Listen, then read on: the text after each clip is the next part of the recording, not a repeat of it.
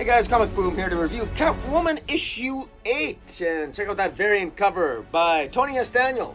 Not bad. Catwoman eating popcorn while watching Batman kick some ass. Not a bad variant cover. Check it out. As for the story, well, it's a little, things are picking up a little bit here. I'm a little bit more intrigued than I have been in the previous 7 issues.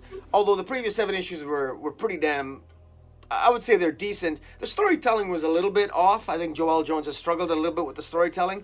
And there's even a guest artist here. The artist here, Joelle Jones does the writing. The art is by Tony S. Pardon me.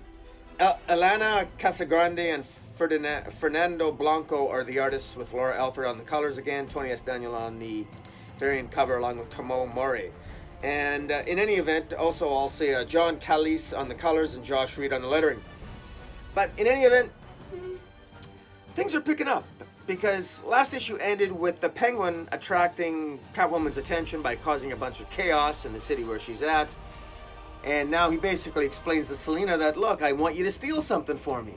And it just so happens he wants Selina to steal for him an ancient artifact that happens to be an artifact related to Raina Creel, that crazy psychopathic narcissistic woman, the former governor's wife, who basically Catwoman defeated in the first 7 issues.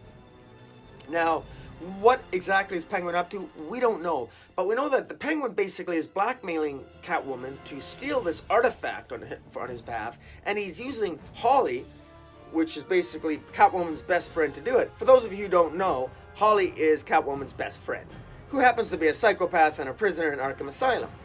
Holly also happens to be the woman that Catwoman wanted to be her maid of honor at the wedding that did not take place in Batman 50. Catwoman broke Holly out of Arkham Asylum so that Holly could be with her at the wedding that in fact never took place, because Selina nonsensically at the 11th hour decided not to go through with the wedding. Of course, Holly kind of talked Catwoman out of the wedding, or pushed her that way, probably at the behest of Bane, because as we discovered at the end of Batman 50, Holly, along with all the other criminals, including Penguin, seemed to be under the control of Bane at Arkham Asylum.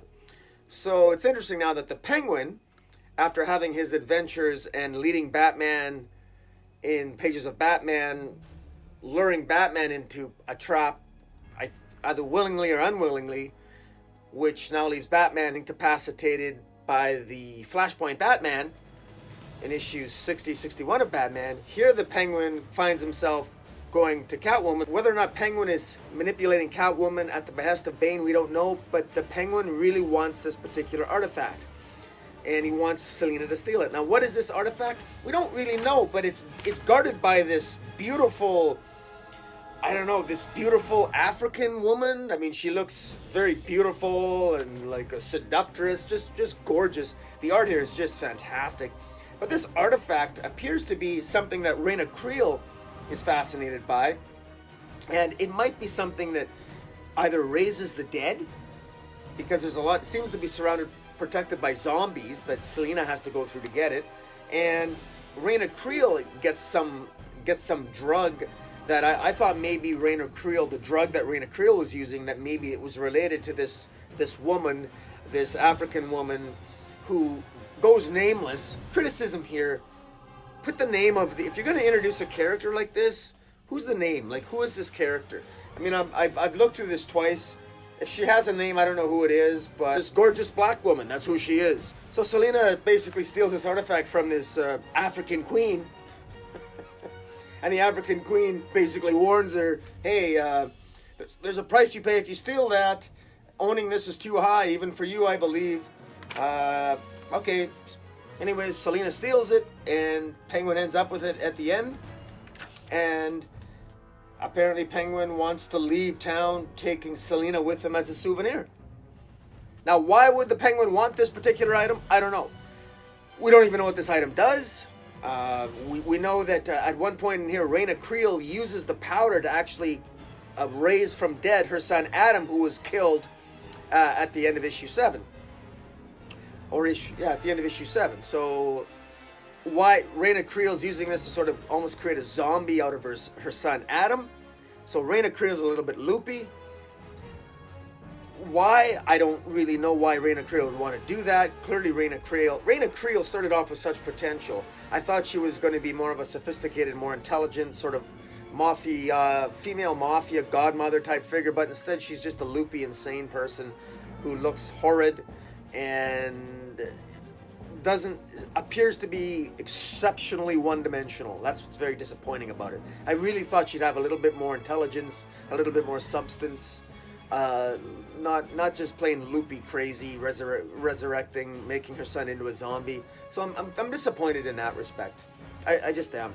This is just not going in the direction I really wanted it to go in. I realize I'm not the one writing it, but when my first instinct is to play script doctor when I read a comic, that's not a good sign. You know what I'm saying? It's like, really? And again, don't even give a name to a character. Come on.